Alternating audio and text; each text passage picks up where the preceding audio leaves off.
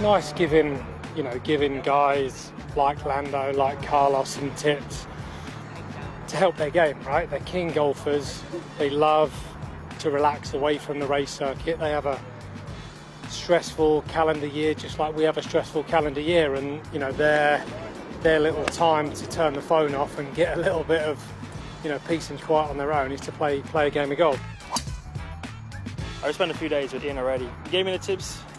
What you maybe will be seeing or have seen is the aftermath or the results of the things he's been teaching me. So I'm definitely better. He's definitely helped me.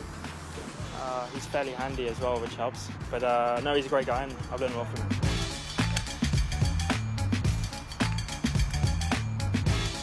You've got to keep it as simple as you possibly can. With all the radar technologies stuff that we have, hopefully, they can transition that into their game. 4 degrees open, so you've overcorrected it. Yeah. Look how much yardage you've lost. Spin's gone up 1,000, so you've lost a massive amount of yardage. You've lost 15 yards. Today is actually the first time I've used the TrackMan, so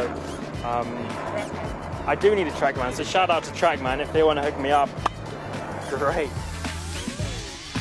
After every session in Formula One or in any race car or racing, you look at the data comparing to your teammate, you look what you do badly and well and so on, and you try to make the improvements. So I think for now it's maybe more obvious things, but when you want to start looking at those finer details, you would look at the data, you'll see, what are your bad shots, what are your good shots, how you're doing them and so on, and you kind of have a more precise swing. So I'm maybe not quite at that stage yet, but I'm very close.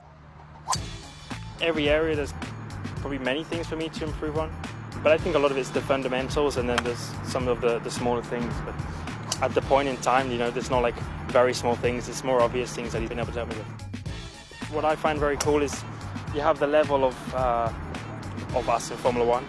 And I'm sure when they see things, they're like, oh, how can they do that in the middle of a corner and so on. So there's certain skills which top people have. And then when you come into golf, it's the same thing. Like a lot of people can probably just hit a golf ball and go fairly well.